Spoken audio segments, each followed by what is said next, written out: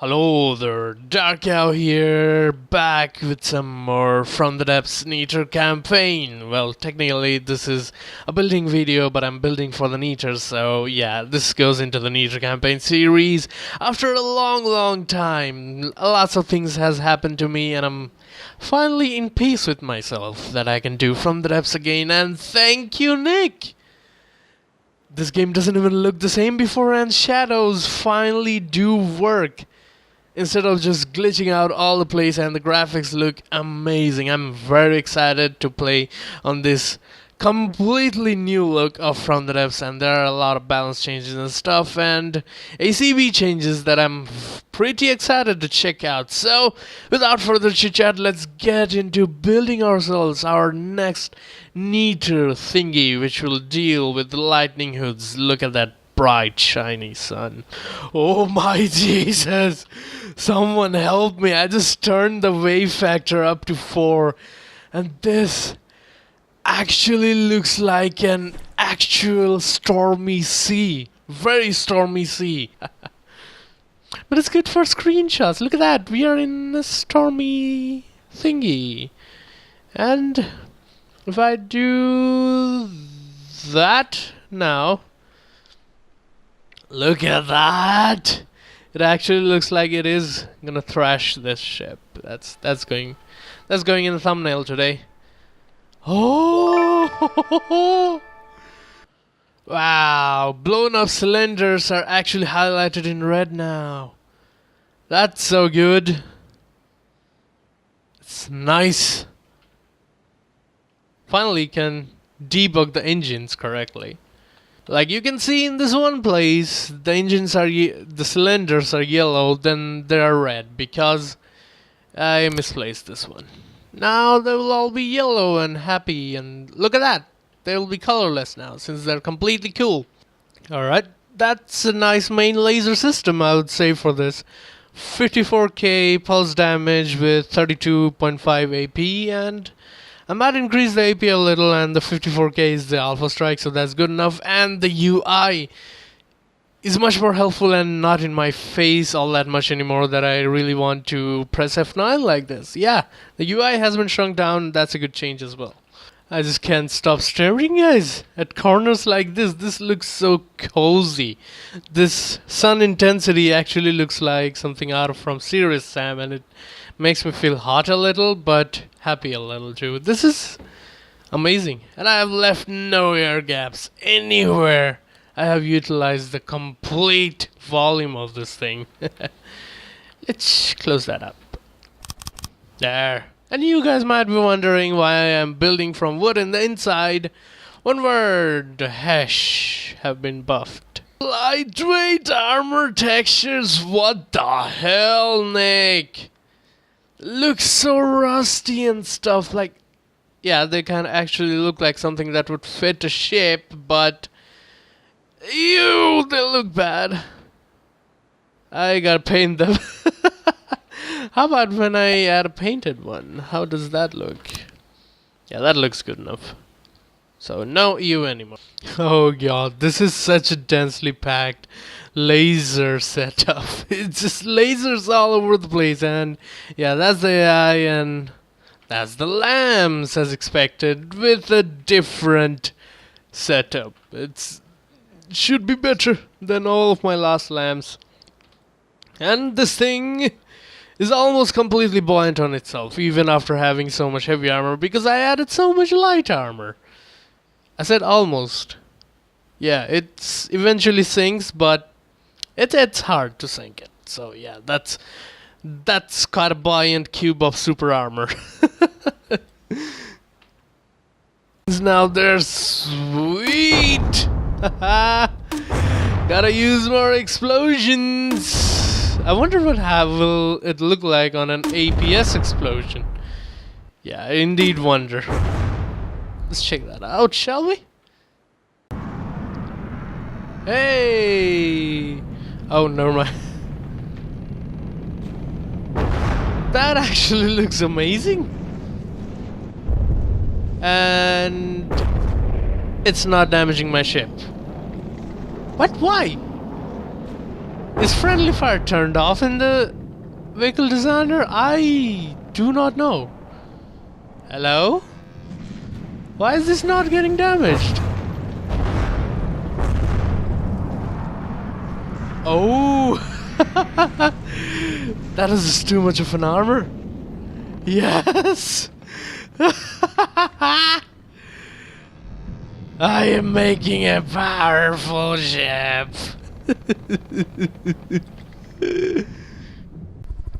And now a sneak peek on the prototype of this thing.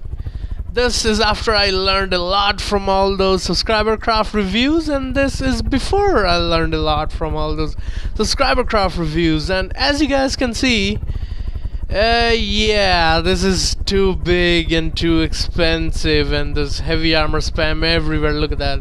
It isn't even half complete and it's already 400k. So I scrapped this thing and I'm now gonna use the weaponry system from this thing and back into this thing. And surprisingly enough, I managed to make that thing fly. Even with all that heavy armor spam, that thing flies. The magics of Daddy Blades. But yeah, it's far too big. Even before completion, it's already 28k volume and 400k resources. So yeah, that's not a good thing. Let's move on with the smaller build. Ooh, the capture outline actually has some depths now. Why do I do this to myself? Ah, even the disconnected ammo intakes are red now. That's such a quality of life change. So anything that is disconnected, or basically anything there's something wrong with it, it is red, and you know it's wrong with it. So it's good. It's good. Yeah. The front is complete, and does that not look like a demonic frog with horns and stuff? I am absolutely loving what I made with this thing, and even from top it looks kind of amazing, the front, but from the sides it is incomplete and it does not look all that good. But from the front, it already looks finished, and I like these laser eyes. Let's look at that thing.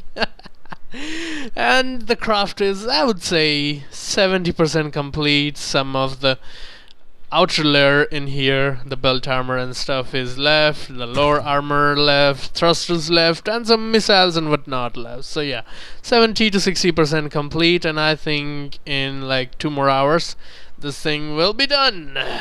I felt really productive today, and I did complete this in like 8 or 9 hours, what I could not complete in 2 months. But yeah. This looks amazing, and I should protect this area a little. Well, guys, I am kinda happy to say that the prototype for this thing is finally complete. It has everything except the shielding and the painting, but it floats. It floats on its own unless I spawn it. No, it still floats. Even if it dips its buttocks a little into the water, it floats. It floats, it has aerial AI, and unless the Hell Knight, it actually manages to face the enemy at all time. Let's get into it. Warp. I cannot click the cross. God damn. Look at this majestic beauty. Isn't that just great?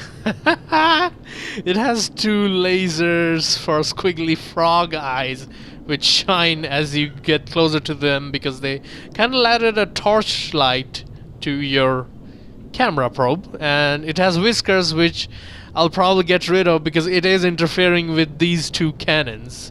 This is the Aegis Light Cruiser's cannons because I was too lazy to build another one. This is the Feral Hound's cannons, but with a few modifications. Shoot the same HESH shells.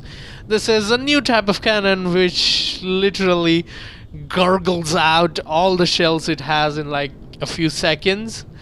and another one in the other side, of course.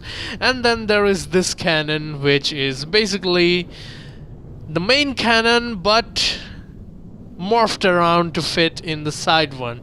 It also has ejectors with emergency ejection fuses, so yeah, it is kind of hard to blow up, and that's good.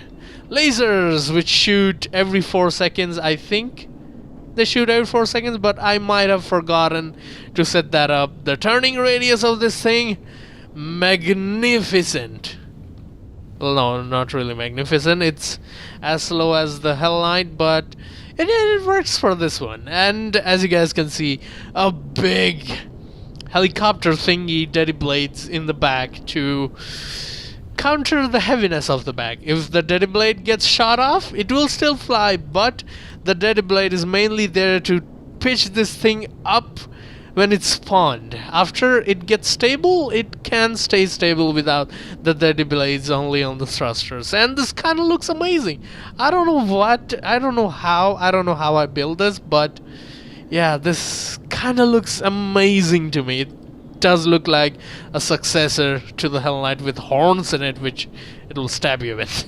And meet the bloodwing. No, not that bloodwing. Yes, the name comes from there, and I kind of like it so much. This ended up looking like the Hell Knight's bigger brother, who has a demonic frog for a face, but this is so much better than the Hell Knight. It actually stays on target while frontal broadsiding and backing off from the target. This thing moves faster than the Hell Knight, both front and backwards, and as you can see, the game is asking if I'm building my vehicle backwards because I have so many thrusters pushing it backwards when there is actually an enemy on the scene. And this has much more Daka. Daka, and Daka. I went the singularity kind of route, so these cannons kind of unleash all their things onto the enemy as soon as they spot the enemy. These cannons spam frags, these cannons spam hash, and the middle cannon had to go because I needed an engine in there, alright?